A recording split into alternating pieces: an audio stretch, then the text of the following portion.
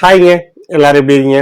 நான் சூப்பராக இருக்கேன். இந்த வீடியோவில் நான் உங்கள் கூட ஷேர் பண்ணக்கூடியது வேற என்ன, தாவேகா விஜய், தளபதி விஜய் அவர்கள் இன்னைக்கு ஜெயிச்சிட்டு இருக்காரு. இன்னமும் முழுமையான ரிசல்ட் வரல. எப்படி இருந்தாலும் விஜய் தான் ஜெயிப்பார் அப்படிங்கிறது கிட்டத்தட்ட கன்ஃபார்ம் ஆயிடுச்சு. அவருடைய தலைமையில தான் ஆட்சி அமைக்கும். அது தனி பெரும்பான்மையோ அல்லது கூட்டணி ஆட்சியோ ஏதாவது ஒரு வகையில் ஆட்சி அமைச்சிடும் அப்படிங்கிற ஒரு நம்பிக்கை இருக்கு எல்லார்கிட்டையும். யாருமே எதிர்பார்க்காத விஷயம். இன்ஃபேக்ட் விஜய் கூட இவ்வளவு பெரிய வெற்றியை எதிர்பார்த்திருக்க மாட்டாரு தன்னுடைய முதல் தேர்தலையே. அவரே சில நாட்களுக்கு முன்னாடி பேசும்போது நான் கூட என்னமோன்னு நினைச்சேன், இப்போ பரவாயில்ல போட்டி போட்டலாங்கிற நம்பிக்கை வருது. ஏன்னா விஜய் நடுவில் டவுன்ஃபால் ஆகியிருந்தாரு. அதை தாண்டி விஜய் இன்னைக்கு ஜெயிச்சிருக்காரு. அவருக்கு நம்மளுடைய வாழ்த்துக்களை தெரிவிச்சுப்போம். நமக்கு நாமே வாழ்த்துக்கள் தெரிவிச்சுப்போம்.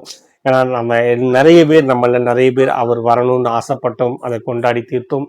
நம்மளை பற்றி கிண்டல் பண்ணுறவங்க, கேலி பண்ணுறவங்க, நக்கல் பண்ணுறவங்க, நையாண்டி பண்ணுறவங்க, அந்த கூட்டங்கள் எப்பொழுதும் இருந்துக்கிட்டே தான் இருக்கும். எப்போவுமே பொதுவாக ஒருத்தர் தோற்று போயிட்டோம் அப்படிங்கிற பட்சத்தில் மக்கள் தீர்ப்பே மகேசன் தீர்ப்பு அப்படின்னு சொல்லிடுவாங்க. பட் இப்போ வரிசையாக விஜய் ஜெயிச்சுக்கிட்டே வராரு. இருந்தாலும் யாராலையும் அதை தாங்கிக்கவே முடியல. தற்குறிகளின் வெற்றி அப்படின்னு போடுறாங்க, கண்ணா பின்னான்னு எழுதிட்டு தான் இருக்காங்க. அவங்கள நம்ம கணக்கில் எடுத்துக்கணுங்கிற எந்த கட்டாயமும் எந்த அவசியமும் நமக்கு கிடையாது அப்படிங்கிறதா நிஜம்.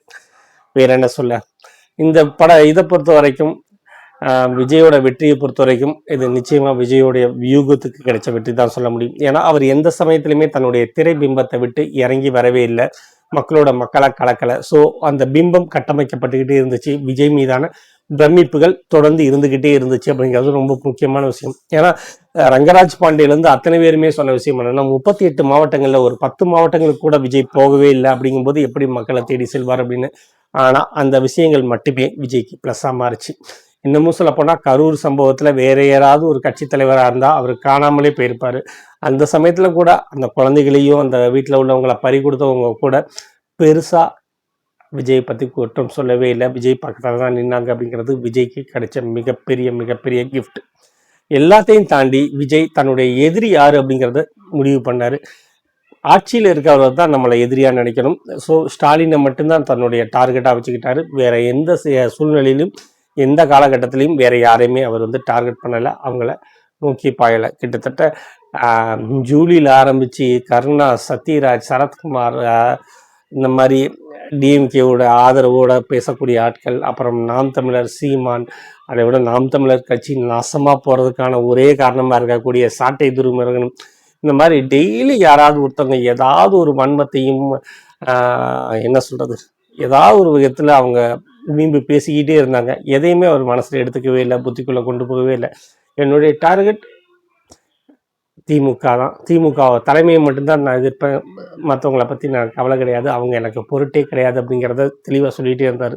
இன்னமும் சொல்ல போனோம்னா எடப்பாடியவே கூட மற்றும் பலர் அப்படின்னு தான் சொல்லியிருந்தார். ஸோ தன்னோட டார்கெட்டில் அவர் கரெக்டாக இருந்தார்.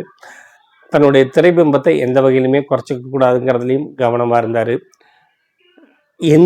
இதையெல்லாம் தாண்டி மக்கள் அவங்க கூட இருந்தாங்க. ஸோ இவ்வளவு பெரிய வெற்றி சாத்தியப்பட்டிருக்கு. எம்ஜிஆருக்கே கிடைக்காத ஒரு வெற்றி அப்படின்னு கேட்டிங்கன்னா சென்னை தான். சென்னை படித்தவர்களுடைய கூடாரம், அங்கே டிஎம்கேக்கு மட்டும்தான் ஓட்டு விழுகும் அப்படின்னு சொல்லிட்டு இருந்த இடத்துல இன்னைக்கு டிஎம்கேவை ஸ்வீப் பண்ணியிருக்காங்க. நான் பார்த்த வரைக்கும் 16 தொகுதியிலையுமே சேகர் பாபு, உதயநிதி ஸ்டாலின் இவங்க 2 பேர் மட்டும்தான் கொஞ்சம் எட்ஜில் முன்னாடி இருக்காங்க. மற்ற எல்லா தொகுதிகளிலையுமே பார்த்தீங்கன்னா தாவேகா தான் வந்திருக்கு. அதே மாதிரி வட மாவட்டங்களில் நிறைய இடங்களில் தாவேகா தான் வந்திருக்கு. நாம் தமிழர் கட்சியை சுத்தமாகவே காலி பண்ணியிருக்காங்க அப்படிங்கிறதான். மேடைக்கு மேலே நான் 8% ஓட்டு வாங்கியிருக்கேன், 36 லட்சம் மக்கள் என் கூட இருக்காங்கன்னு சொல்லிட்டு இருந்த சீமான் இனிமேல் என்ன சொல்ல போகிறான்னு தெரியல. ஏற்கனவே 4-5 நாளைக்கு முன்னாடியே என்னோட பட்டனுக்கு அமுக்குன்னா விசிலில் லைட் எரியுதுன்னு கதை சொல்லிட்டு இருந்தார். ஸோ அவருடைய நம்பிக்கைகள் அப்போவே உடைய ஆரம்பிச்சிருச்சு அப்படிங்கிறது தெரியும். பட் இனிமேல் 36 லட்சம் வாய்ப்புகள் கிடையாது. மேபி 15-16 லட்சத்தோட ஸ்டாப் ஆகிடும் தான் தோணுது. கிட்டத்தட்ட ஒரு 3% ஓட்டோட அவருடைய இந்த தேர்தலுக்கான உழைப்பு அப்படிங்கிறது அந்த 3% ஓட்டாக மாறி இருக்கு அப்படின்னு தான் சொல்ல முடியும். ஏன்னா அவரும் தன்னுடைய இலக்கை விஜய் மாதிரி நேராக வச்சிடலாமல் விஜய் எதிர்ப்பு, விஜய் வசப்பாறது, தாவேகாவை அழிக்கிறது, இந்த இதில் மட்டுமே கவனம் செலுத்தினார் அப்படிங்கிறதும், தொடர்ச்சி அவர் மேலே வைக்கக்கூடிய குற்றச்சாட்டுகளும், தோல்வியை எதிர்பார்த்தே அவர் களத்துக்குள்ளே வர்றதும், இந்த மாதிரி நிறைய பிரச்சனைகள் நாம் தமிழர் கட்சியில் இருக்குது. அதை பற்றி அவங்க யோசிக்கிறதே கிடையாது. இன்னைக்கு என்ன நெருடலான விஷயம் என்னன்னு கேட்டிங்கன்னா, 100 தொகுதிகளை தாண்டின உடனேயே ஜெயிச்சிடுவார் அப்படிங்கிற ஒரு நம்பிக்கை வர ஆரம்பித்த உடனேயே விஜய் வீட்டுக்கு வந்த கார் த்ரிஷா இருந்தது. அதுதான் உண்மையிலே வருத்தமான விஷயமா இருக்குது. திரும்பவும் சர்ச்சைகளுக்குள் விஜய் சிக்கிடுவாரோ அப்படிங்கிற ஒரு பயமும் இருக்குது, வருத்தமும் இருக்குது. அவ்வளோதான். அதை தாண்டி இந்த வெற்றியை நாம் முழுமையாக கொண்டாடுவோம். இது நமக்கான வெற்றி.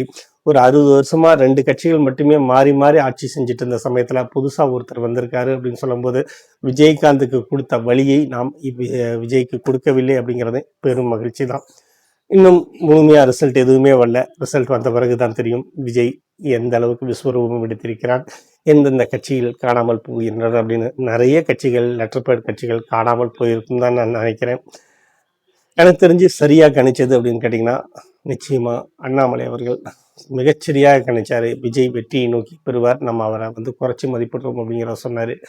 அது இன்னைக்கு அந்த வார்த்தை உண்மையாக இருக்குது. இந்தியா டுடே சரியாக கவனிச்சிருக்கு. அந்த அறுதி பெரும்பான்மை விஜய்க்கே கிடைச்சிருக்கு. பார்ப்போம், இன்னமும் முடிவுகள் காத்திருக்கிறது. இன்னொரு வீடியோலையோ அல்லது இன்னொரு லைவ்லையோ நான் உங்களை திரும்பவும் சந்திக்கிறேன். நன்றி.